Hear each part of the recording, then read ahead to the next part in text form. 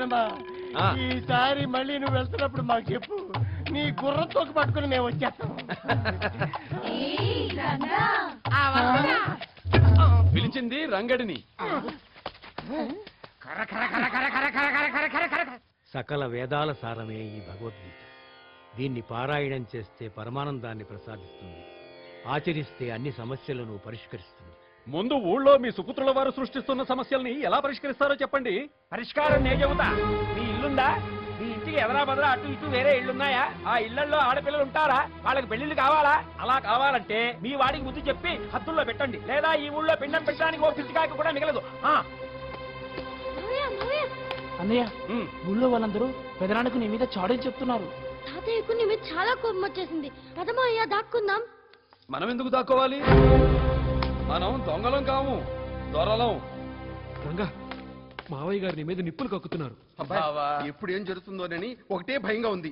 మీరేం కంగారు పడకండి. ఇలా ఇలా ఇలా నిప్పుల మీద నీళ్లు చల్లేసి అలా అలా అలా సద్దుమణికి పోయేలా చేస్తాను. ఎక్కడ వేసిన గొంగళి అక్కడే ఉంటుందని బాగా రుజువు చేశారు. నాన్న, మీరు అలా ఆవేశపడకండి. వాళ్ళ మాటలు వీళ్ళ మాటలు విని ఆరోగ్యం పాడు చేసుకోకండి. పెద్ద మనుషులు ఏదైనా ఉంటే నాతో చెప్పొచ్చు, కానీ అనవసరంగా పెద్ద ఆయన ఎందుకు బాధ పెడతారు? చెప్పండి, ఏంటి విశేషాలు?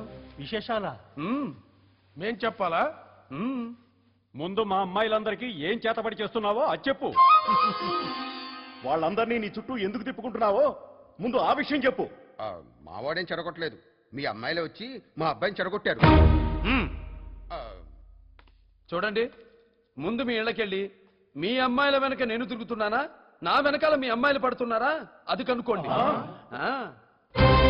నేను ఈల వేసి ఎవ్వరినీ పిలవడం లేదు. నా ఈల విని వాళ్ళే నా వెంట పడుతున్నారు. కృష్ణ, జనక, ఆ కృష్ణుని బాటే నా బాట, ఆ కృష్ణుని మాటే నా మాట. సెలవు.